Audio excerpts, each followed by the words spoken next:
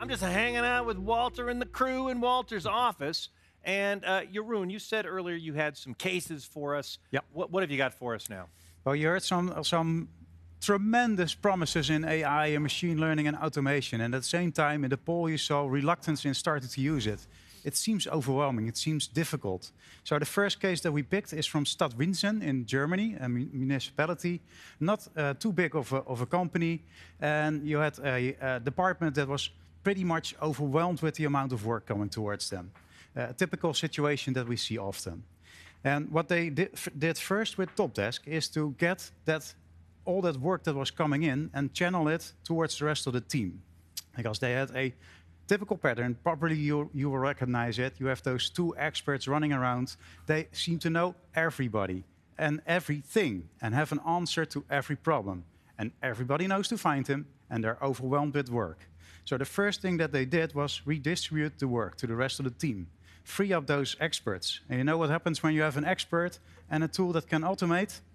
They'll solve their own problems. They'll start building the automation to get all this tremendous, repetitive and boring work out of their way. And in that way, they're building up time for themselves and for the colleagues around them. It seems difficult to start somewhere.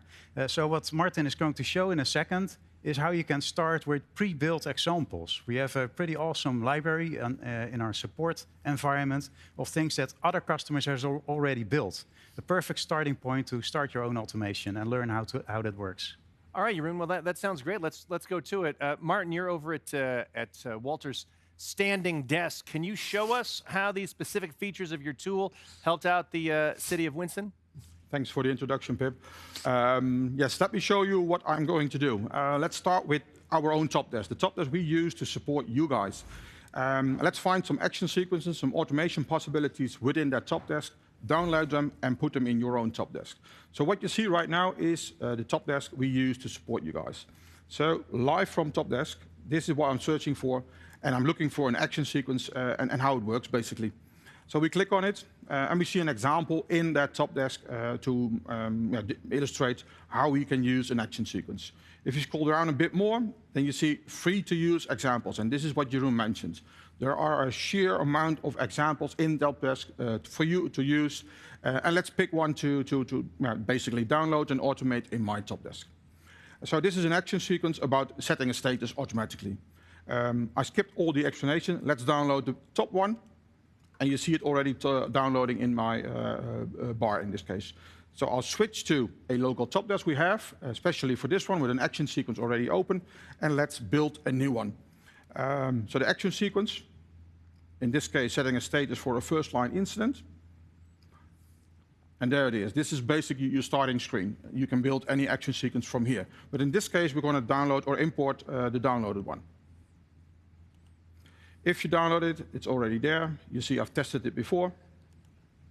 And basically what I did is automating everything about this status, downloaded it from TOPdesk.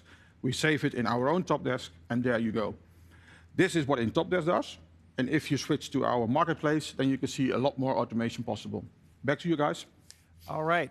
Thank you very much, Martin, for the demo. I think now we know how to do it. Jeroen, what can you tell us about the results that you saw in Winsen City? Well, we heard talking about the human aspect, of course, in service. And what Stadt Winsen really achieved here is that they saved time on repetitive work. And because of that, the experts had more attention and more time to help those customers that really needed the human interaction there. So the resolution time went down, but also the customer experience really improved in that. Yeah. That's fantastic. Walter, I want to come to you for your take in a second, but first we've got a question from the audience. Do you think the human side of the service desk is still necessary now that we've adapted to self-service due to the COVID pandemic? I guess that's for all three of you, but I'm looking at the fellow whose office this is. Can you repeat the question, please? I was a bit long, to be honest. Of course I can repeat the question. Let me just remind myself of what it was. Oh, now I remember. Do you think the human side of the service desk is even necessary anymore now that we've adapted to self-service due to the COVID pandemic? Now I really get the question. Thank you. That makes two of I us. would say, yeah, the human side is very important now, because now you can't rely on existing procedures or regulations that you have. You have to adapt. That means creativity, and that means human side of things. On top of that, people are a bit stressed out in the pandemic, right? How does it work? Where do we go? Just a little human sensitivity there just add it into the mix, brings you a long way. So I would vote for yes. If the human can't do it, we could get a pigeon to look at the service. That makes sense. Where can I hire them? You got to ask Hannah that. I want to let folks know that you can send us your questions via the chat tab. That's what the chat tab is for. And someone chat tabbed a question for you, Martin. Here's your question.